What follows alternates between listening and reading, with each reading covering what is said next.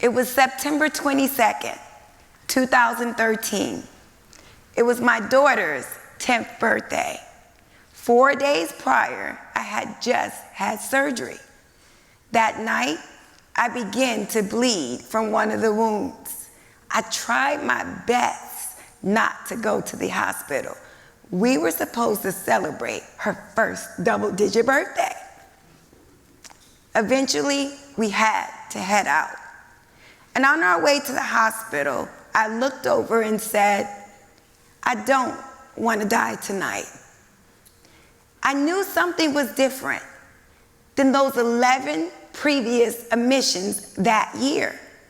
I couldn't put my thoughts around it. I couldn't pinpoint what it was going to be. It seemed like this ride took forever. I knew something was going to be different.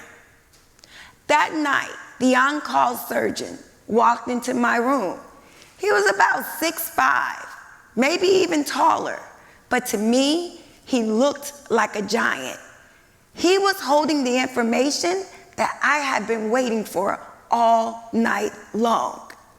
He said, well, we've done several tests.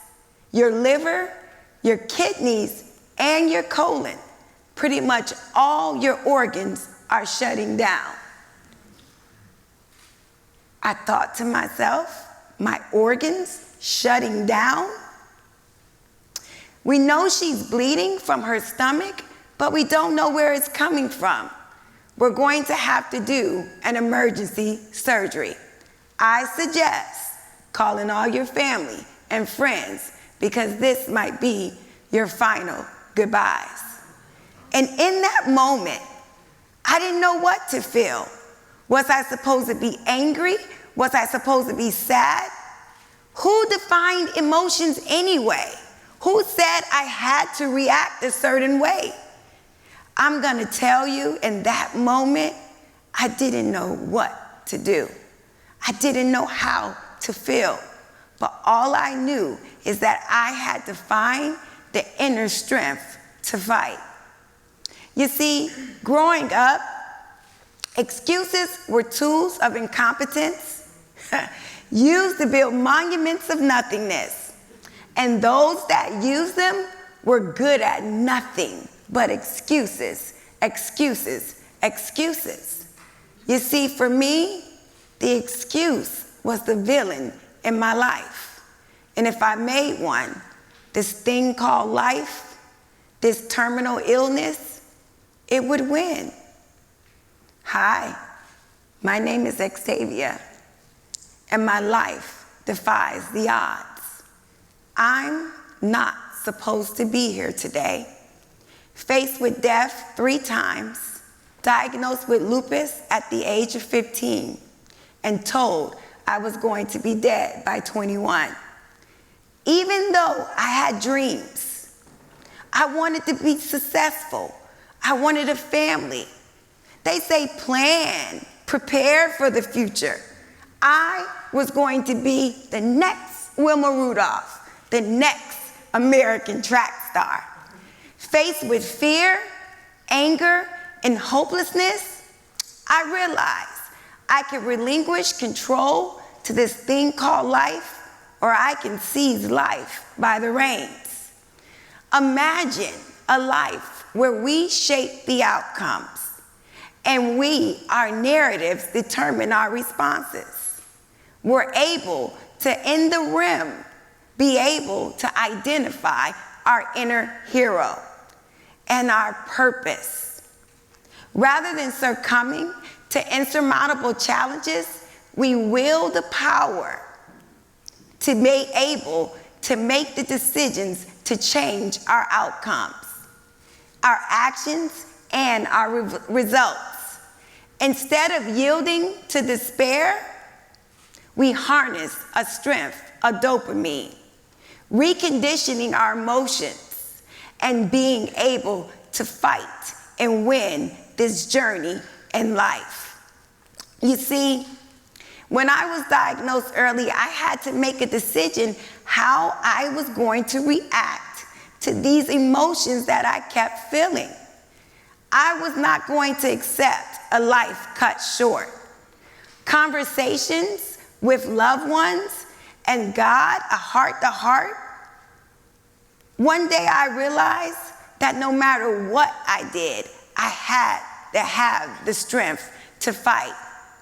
My mother's unwavering support echoed the truth that I must live, not merely survive.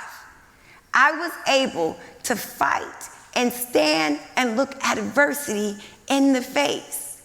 You see, when you're going through these things in life and you feel like there's no way to get out, we have to decide how we choose to react to these emotions, because this thing called life will take you out.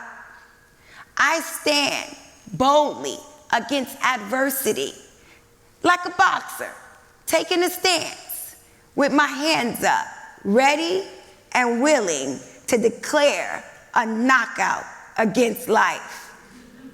With, of course, my metaphorical cape that's able and willing and possesses all of my superpowers. We all have an innate hero inside of us. You just have to tap into that hero within. Often heroes are defined as superhuman traits with strength, intensity, and a will to be able to provide a quest to save the world. I wasn't sure how to nurture my hero, how to sculpt her responses to pain, adversity, emotions that have interfered in what I was going to do in my very existence, but I forged a path forward. You see, my mission in life was to unearth people and help them find their inner strength. Listen, one day I decided to command life by the reins, right? I refused to be a passive observer. And in that decision, it gave me an internal vigor, unveiling my superhero. She was going to stand with me in the shadows, and every time that I faced adversity, she was going to pop up. And yes, she is a girl. And she's powerful. But sometimes we have to decide, do we want to succumb to all of this anxiety and challenges this thing called life throws at us? Or do we just recondition the way we think? See, early on, I began to reshape my emotions on how I controlled the way that I responded to my adversity. I replaced instinctual responses with emotive wisdom, drawing from my battles and my struggle, wielding this power, wielding a power to move forward. My resilience fortified, introducing me to my past experiences that I had already faced and conquered. You see, sometimes if you can reprogram how you feel when you're in a situation, when it comes back up, you can get through it. Who said that we have to respond to a broken heart with sadness? Maybe I want to respond with being happy. Maybe he should have been gone anyway. But this is what we call life. And life isn't going anywhere. So we have to learn how to walk this journey and understand that everyone has these trials and tribulations. You see, on my journey, I found my purpose. It was to infuse children with vitality, showing them that the storms can cultivate strength. And adversity isn't the end, it's the beginning of a life well lived. So I challenge you today to live life's journey. Embrace the adversities. Be strong. Just tell it to come on in. Work it out. Face it. Put on your metaphorical cape. You see, I've learned that my purpose outweighs my adversity. I'm actually still here because I'm supposed to be here. We are all heroes in the making. So I challenge you today, before you give up, choose to live life instead of life living you. Thank you.